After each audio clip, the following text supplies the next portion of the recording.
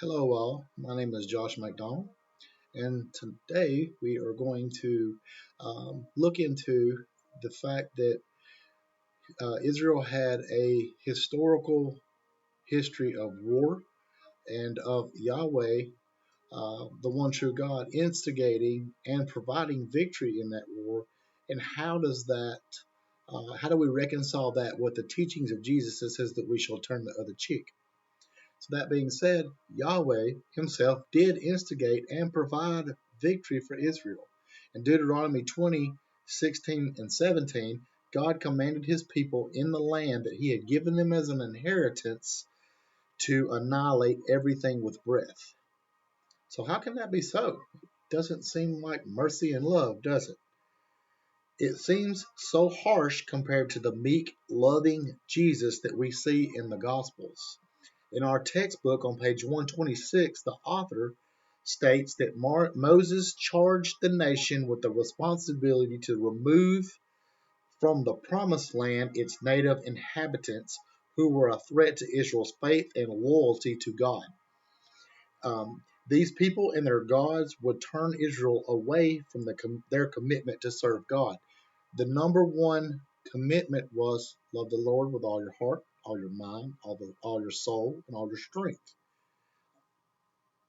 So God knew and commanded Israel to eliminate the pagan outsiders before they had the opportunity to intermarry into Israel's race and to pollute uh, his people with their idolatry and with their perverse sexual behavior. Um,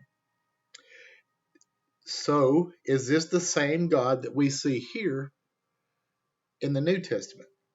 In the New Testament article, Why Was There So Much War in the Old Testament?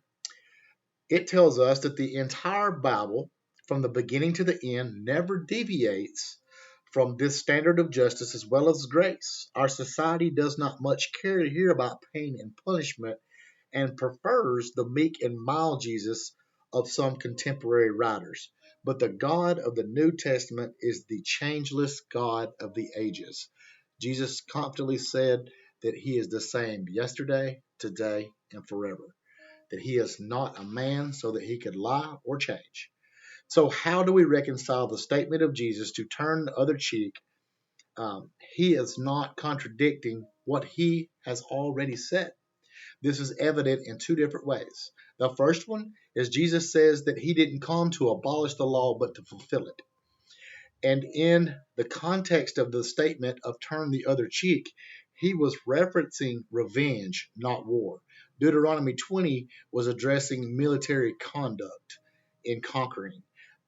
Jesus was referencing repaying evil with evil.